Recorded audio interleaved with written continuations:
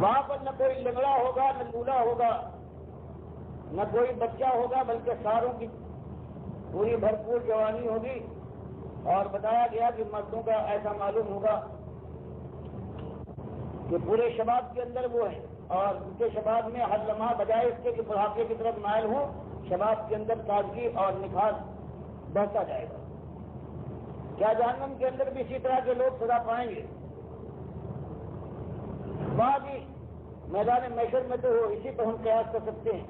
تو جہنم کے اندر بھی ان کو بہت بعض روایتوں میں آیا ہے کہ ایک ایک کی بیٹھک سینکڑوں سینکڑوں میل دراز کر دی جائے گی تاکہ جہنم کے انگاروں پر بیٹھنے میں مزہ آ جائے. دنیا کے اندر ایک خاندان جو سارا نکوکار تھا کہ جنت میں بھی وہ خاندان ایک جگہ پر ہوں گے، اسی طرح ایک خاندان جو بدکار تھا وہ بھی ایک جگہ پر ہوگا. اپنے مومن خاندان کی یکجائی سے ان کے محبت اور خاندانی ماحول کی خوشی ہے. بسم الله الرحمن الرحيم. يا أيها الذين آمنوا اتقوا الله حق تقاته ولا تموتن إلا وأنتم مسلمون. واعتصموا بحبل الله جميعا ولا تفرقوا. واذكروا نعمة الله عليكم إذ كنتم أعداء فألف بين قلوبكم فأصبحتم بنعمته إخوانا وكنتم على شفا حفرة من النار فأنقذكم منها كذلك يبين الله آياته لعلكم تهتدون. یہ سورہ آل عمران کی آیتیں ہیں. 15 سال کے بعد جب اللہ کے بندوں نے مالک کی ایک بات کو پورا کر دکھایا، مکے میں ایمان لائے یا مکے سے دعوت حق ان کو پہنچی ان کے قبیلے میں، انہوں نے باپ دادا کے طریقے کو چھوڑ کر اللہ کی بندگی کی طرف رکھتے اور ہر طرف سے ان کا گھیراؤ ہوا، ہر قدم پر ان پر ان کی مخالفت کی گئی، لیکن وہ چوٹے کھاتے ہوئے اللہ کی راہ میں صبر کے ساتھ آخرکار ہجرت کرتے مدینے پہنچے ہیں اور وہاں 1 سال کے بعد صبر کے میدان میں اپنی جان کی قربانی پیش کی ہے اور اس کے بعد وہ کی جنگ میں بھی اللہ کی راہ میں لا کر سب کچھ لگا دیا. تو مالک ان کے سامنے یہ بات رکھ رہا ہے کہ دیکھو تمہارے اندر سے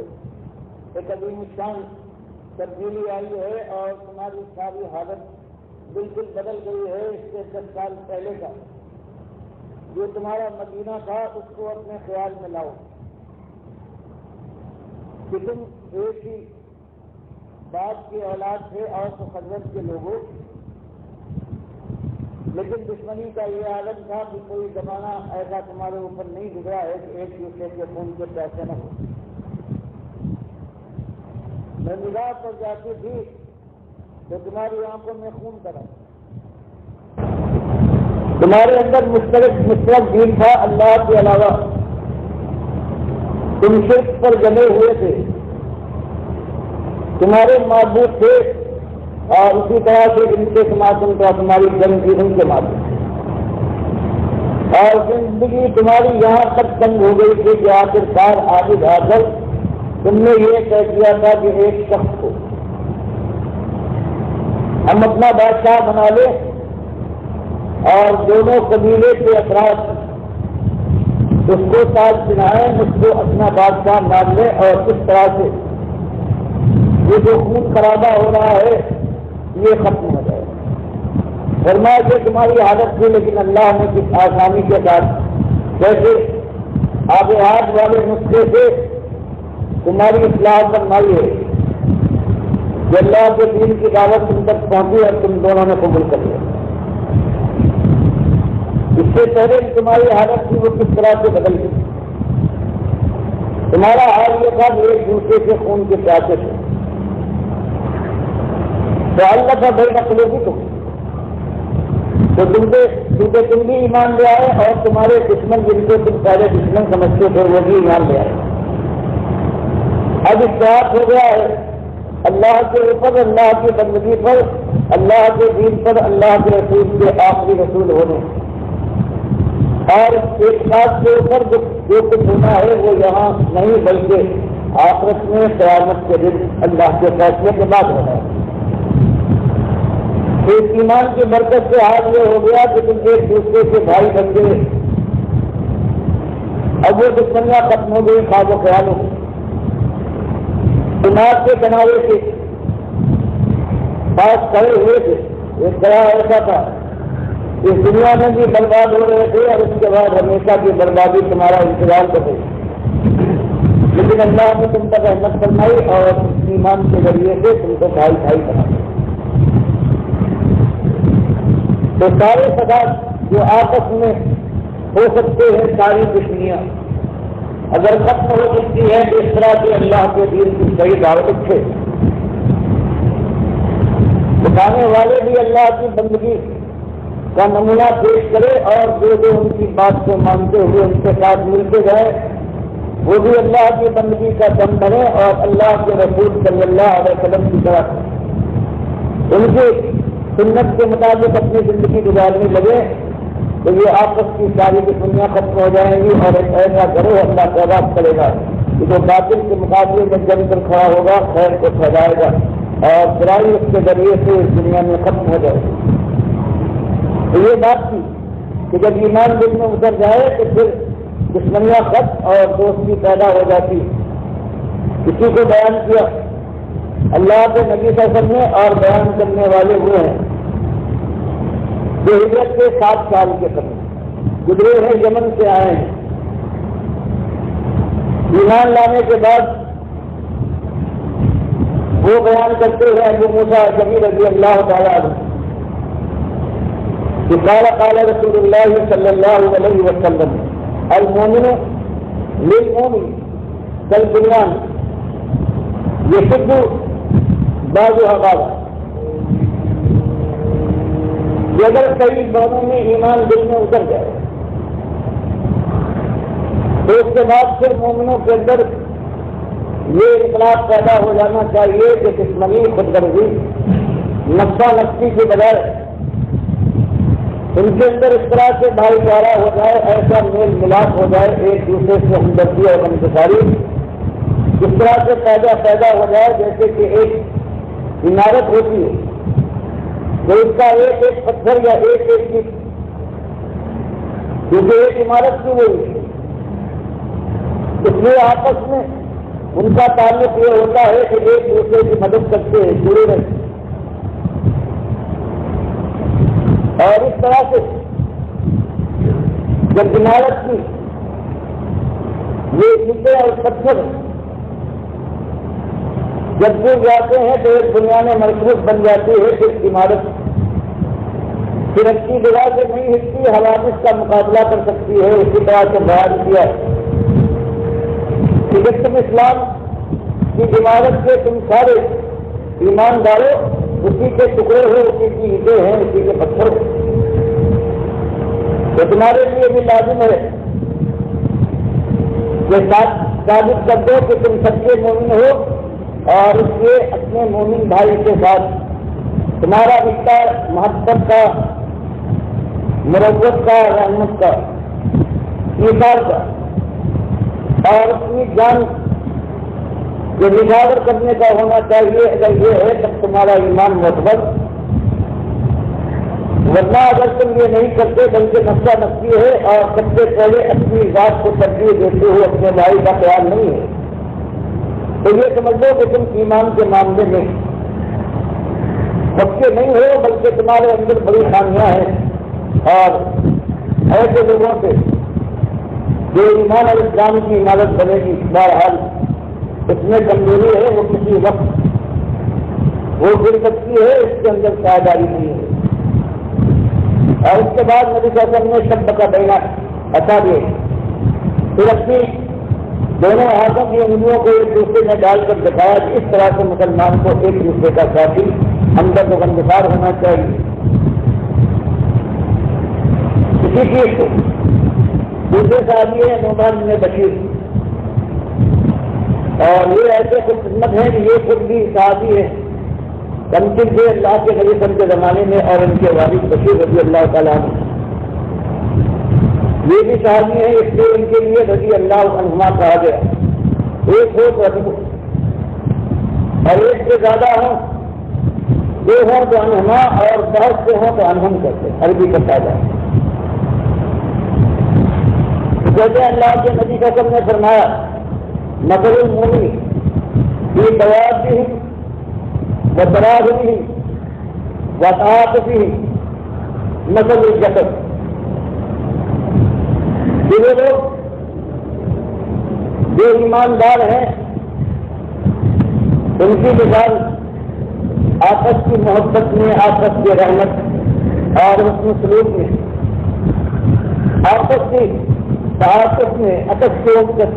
ہمدردی اور غمگساری، ان کی مثال یہ ہے مثل الجسد، جیسے ایک جسم ہے، اس کے مختلف حصے ہیں، اسی طرح سے یہ اسلام کی جو جماعت، اللہ کے بندوں کی جو جماعت ہے، وہ سمجھو ایک جسم کی طرح، اور ایک جسم میں ٹکا ایک اگر جس میں اس کا کوئی ایک جگہ پر تکلیف، پریشانی یا بیماری ہے، تباہ سارے جسد جسان ولحما، تو یہ نہیں ہے کہ ہاتھ میں جب تھوڑا نکلے، ہاتھ میں درد ہو تو اس کے بعد یہ ہاتھ کی انگلی جاگتی رہے اور باقی پورا جسم ہے وہ آرام سے سو جائے۔ ورنہ ایک جسم کے کسی ایک حصے کے اوپر اگر تکلیف ہوتی ہے تو پورا جسم ہے وہ اس میں شامل حال رہتا ہے۔ اسی طرح سے اگر مسلمان کہ ایک فرد کے اندر کوئی پریشانی، کوئی غم ہے، تو پھر چاہیے کہ پوری مسلمانوں کی جو جماعت ہے مومنوں، وہ ہر ایک اس غم کو، اس پریشانی کو محسوس کرے، اور جو ایماندار نہیں ہے ان کی طرح نہ ہو جائے کہ چلو اگر اس کو تکلیف ہے، تکلیف برداشت کرتا رہے، ہم کو تو خیر سے زندگی گزارنے کا موقع ملا ہے، ہمیں کیا پڑی ہے کہ ہم اس سے بڑھنے کے لیے ہیں۔ ورنہ ایمان اور بے ایمانی میں یہی فرق ہے۔ یہ دونوں روایتیں جو آپ کے سامنے آئی ہیں، یہ بخاری اور مسلم کی روایت ہے، اور بیان کیا ہے کہ ایک مومن ہے وہ شفیع الخلق، خود غرض اور اپنے مقصد کا چاہنے والا نہیں ہوتا، بلکہ بڑا رحم کرنے والا ہوتا ہے، اس کا بے انتہا رحم کرنے والا، شاید کے جب اللہ کی راہ میں اس کو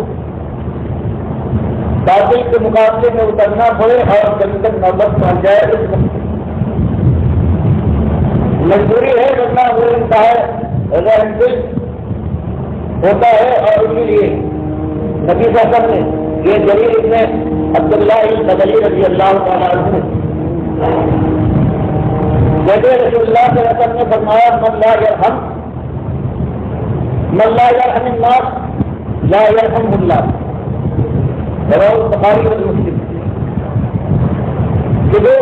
انسانوں پر رحم نہیں کرتا اور رحم کوئی نہیں کرتا جو مقصد پر، جس کو اپنی غرض ہے اور جس کے اندر نہ شرافت ہے نہ دل کی نفی ہے، لیکن مومن کے لیے کہا گیا مومن ایسا نہیں، اور جو ایسا ظالم ہے جس کے رحم دل نہیں ہے، جس کا ایمان معتمد نہیں ہے، جو لوگوں کے ساتھ رحم کا رویہ اختیار نہیں کرتا، لا یرحم اللہ، تو اللہ بھی اس کے اوپر یہی فرماتا ہے۔ وہ اللہ کی نگاہ میں وہ انتہا افضل ہے اللہ کی نگاہ میں، جو مالک اس سے خوش ہونے کی بجائے پروردگار اس کے ناراض، اور یاد تک کہ ابو قتادہ حارث بن ربیع رضی اللہ عنہ روایت کرتے ہوئے کہا نبی صلی اللہ علیہ وسلم انی لاقوم اذا الصلاۃ واريد ان اطول فيها، کہ میں نماز پڑھانے کے لیے کھڑا ہوتا ہوں جماعت کی نماز اور دل میں آتا ہے مثلاً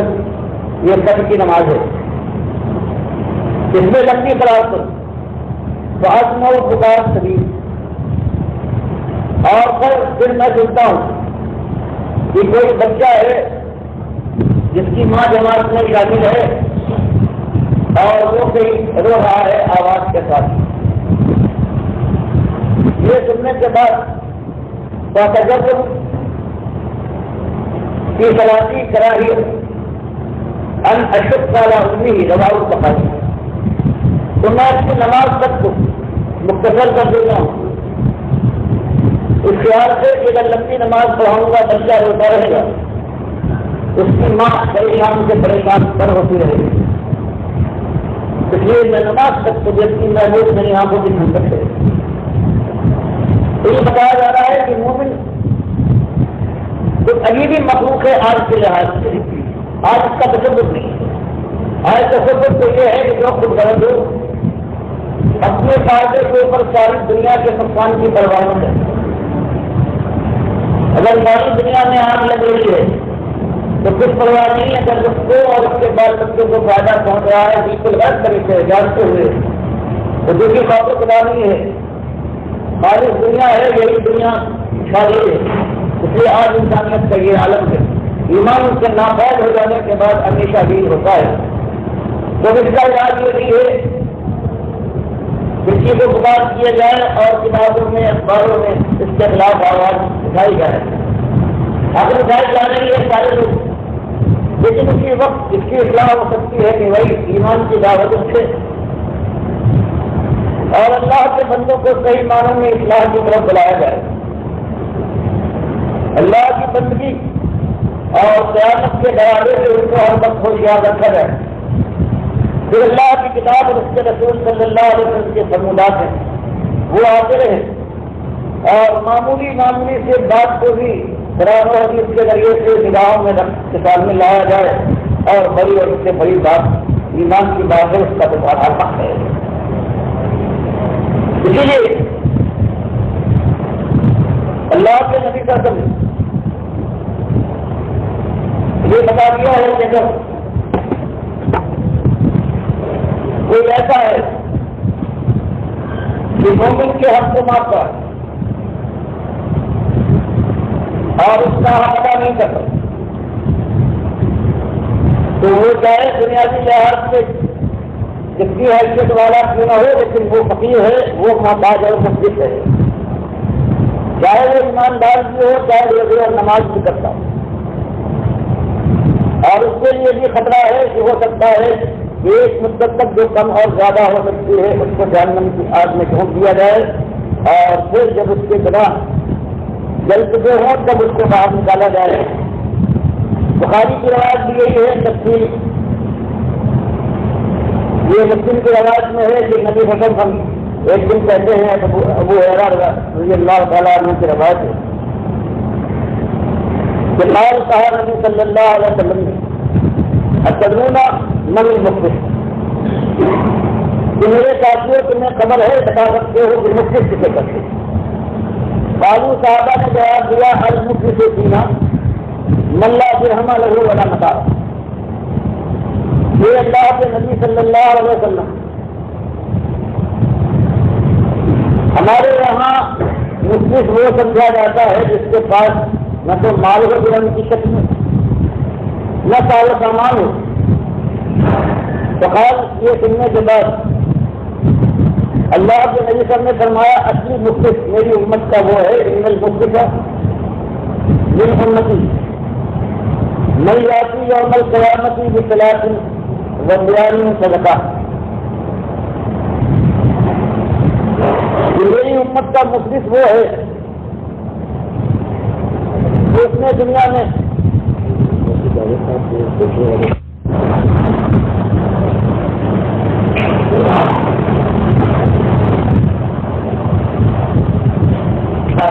ساتھیوں سے کہ مفلس کون ہے، تو صحابہ کرام نے فرمایا کہ ہم تو مفلس کو سمجھتے ہیں کہ جو اس کے پاس مال نہ ہو اور سامان نہ ہو، فرمایا لیکن میری امت کا اصلی مفلس وہ ہے کہ قیامت کے دن وہ آئے گا کہ ثلاثین و قیامین میں دیکھا ایماندار بھی ہوگا اور اس نے معاملات بھی عبادات بھی کی ہوں گی، نمازیں بھی پڑھی ہوں گی، روزہ بھی رکھا ہوگا اور زکات بھی ادا کی، لیکن اس کے ساتھ ساتھ ویاتی اس حالت میں آئے گا وہ تب شکر نہ آ گا کہ اپنے کسی مسلمان بھائی کو برا بلا کہا ہوگا خبر قدم سے، وہ قدم کا آگا کسی کے اوپر جھوٹا الزام لگایا، وہ اکلا مال آگا اور کسی کا مال اس نے ناجائز طریقے سے کھا لیا، دفعہ کا دمہ آگا کسی کا خون بہایا ہوگا، وہ گڑا آگا کسی کو بھی مارا پیتا ہے۔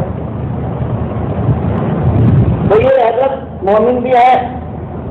ہو سکتا ہے کہ بھائی ان کی تعریفیں کی جا رہی ہوں، لیکن موت نفس کے اپنے تکبر میں اور اپنی خودغرضی میں ان کا عالم یہ تھا کہ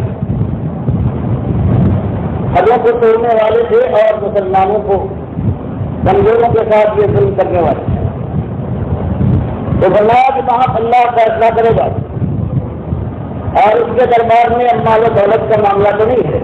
چاہے وہ خالص نیکیاں ہیں یا برائیاں ہیں۔ تو ان صاحب کی نمازوں اور روزوں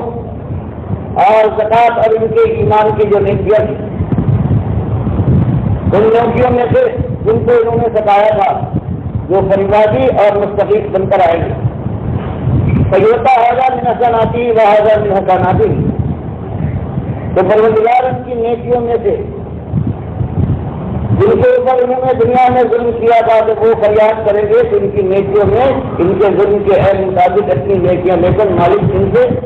اور ان مزدوروں کو دے دے گا جن پر انہوں نے ظلم کیا۔ یہاں تک کئی فریت حسناتوں قبل یقدار نہ یہاں تک کہ اگر یہ ہو جائے اتنی نیکیاں ان سے لے چھین لی جائے، دوسروں کو دے دی جائیں کہ ان کی ساری نیکیاں ختم ہو جائیں، اور اب بھی لوگ جو فریادی ہیں وہ باقی ہیں، تو فرمایا تو اس کے بعد اخذ من خطایا، اب جن لوگوں پر اس نے ظلم کیا تھا ان کی خطاؤں کو لیا جائے گا، اور جتنا انہوں نے ظلم کیا تھا اسی کے مطابق اس لحاظ سے اللہ جانتا ہے ان فریاد کرنے والی کو خطاؤں کو لے کر کس کو بدلاتے ہیں، اور پھر انجام یہ ہوگا فَتُرِحَتْ عَلَيْهِ، وہ برائیاں اس پر لالی جائیں گی، ثُمَّ تُرِحَتْ النَّارُ، تو یہ نمازی اور یہ زکات دینے والا اور روزے دار ہے، یہ جہنم کی آگ میں جھونک دیا جائے گا۔ تو یہ بتایا گیا ہے یہ اپنے ایک ایک عمل کے اوپر پوری طرح سے اللہ کے کام کو اللہ کے رسول صلی اللہ علیہ وسلم کے فرمان کو نگاہ میں رکھنے کے بعد عمل کرو۔ ایسا نہ ہو کہ ایک طرف کمائی بھی کر رہے ہو اور اس کے بعد اس کے ساتھ ساتھ حدوں کو توڑتے ہو اور ظلم کرتے ہو، اللہ کے ساتھ کوئی کمی کرے اس کی بندگی میں تو اللہ بڑی رحمت والا ہے، لیکن جب بندوں کے ساتھ حقوق العباد کا معاملہ آتا ہے تو انسان دنیا میں بے پرواہ ہو جاتا ہے، لیکن اللہ کی طرف سے بڑی سختی ہوتا ہے۔ اس طرح سے اللہ کے نبی صلی اللہ علیہ وسلم ہمیشہ یاد دلاتے تھے ہر موقع پر کوئی موقع ہو، چاہے وہ جنگ پر فتح حاصل کی ہو یا کوئی غم کا موقع ہو، ایک بات یاد دلاتے تھے، اور اچھی بات یہ تھی کہ خوشی اور غم کا یہ موقع نہیں ہے، اپنی خوشی حاصل ہوگی اللہ کے فیصلے کے بعد، جس کو آپ سے بچا لیا جائے گا اور جو جنت میں داخلے کا پروانہ پا جائے گا وہ جیتا اور وہ خوش ہوا، اس کی خوشی دائمی اور سرمدی ہے۔ اور اس روز جو ناکام ٹھہرا اور آپ نے جھوٹنے کا حکم دے دیا گیا، وہ چاہے دنیا میں پوری زندگی عیش کے ساتھ گزار سکتا ہو، لیکن ایک خوشی کی یاد اس کو آ کر اس نے غم کے اندر ذرہ برابر بھی کمی نہ کرے گی۔ تو اس طرح سے کوئی موقع وہ جس حالت میں اللہ کے نبی صلی اللہ علیہ وسلم اپنے صحابہ کے ساتھ کرتے تھے تو ہمیشہ ایک ہی بات کہ آپ ان کو ہر وقت اپنی نگاہ کے سامنے رکھو، اپنی جیت قیامت کے دن کی جیت ہے، اور وہ صرف اس وقت حاصل ہو سکتی ہے کہ اللہ کے فرمان کو، اس کے نبی صلی اللہ علیہ وسلم کے طریقے کو اپنی نگاہ کے سامنے رکھ کر، اور اس دن راجپور سے ہمیشہ لفظہ و تنخواہ رہتے ہوئے اپنے قدم کو ٹھیک رکھنے کی کوشش کرو، اور اگر صحیح یہ غلط پڑ جائے تو اس کے بعد پھر اللہ کے توبہ استغفار کر کے پھل دو۔ یہ ایک طریقہ ہے، اور جو مومن ہے اللہ نے بتایا ہے تو ان کا یہی طریقہ ہوتا ہے۔ تو فرمایا کہ میں دن میں 70 بار سے بھی زیادہ میں استغفار اور توبہ کرتا ہوں، بندگی دکھاتا ہوں کہ میں اللہ کا بندہ ہوں، حالانکہ اللہ نے میرے لیے ارشاد فرما دیا ہے کہ آپ سے نقدی اگلی بات کے بعد نقدی پچھلی بات کا سوال کیا جائے گا۔ تو اس طرح سے یہ ایسی چیز ہے کہ اگر اللہ توفیق دے تو اس کو اپنے نگاہ میں رکھیے اور انتظار کیجیے اس دن کا کہ جب آخری سانس کا چکا لگنے والا ہو، وہ چاہے اپنے بستر پر یا اللہ کے راستے میں میدان جنگ میں یا اللہ کے دین کی دعوت دیتے ہوئے کسی طرف سے اللہ کی یہ رحمت آ جائے کہ شہادت کا موقع نصیب ہو، تو اس وقت تک کے لیے تو اس وقت یہ معاملہ سامنے آ جائے گا اور فرشتوں کی چڑھائی سنا۔ اللہ مجھے بھی توفیق دے اور آپ حضرات کو بھی۔ اب یہ فائدہ یہ ہے کہ عصر سے مغرب تک جمعرات کے لیے تقریروں کے بعد یہ حدیث کے مختلف ٹکڑے اور قرآن کی مطابقت آپ حضرات کے سامنے آتے رہیں گے تاکہ دین کا پورا علم ہمارے حضرات کے سامنے ہو، اور ہر طرح کے معاملے میں ہمارا زندگی کا ایک ایک لمحہ ایک ایک کام ہے جس کو اہل سنت کے مطابق ہونا چاہیے کہ اللہ تعالیٰ ہمیں اس میں رہنمائی کے ساتھ نوازے اور ایمان کے ساتھ پھر عمل صالح کو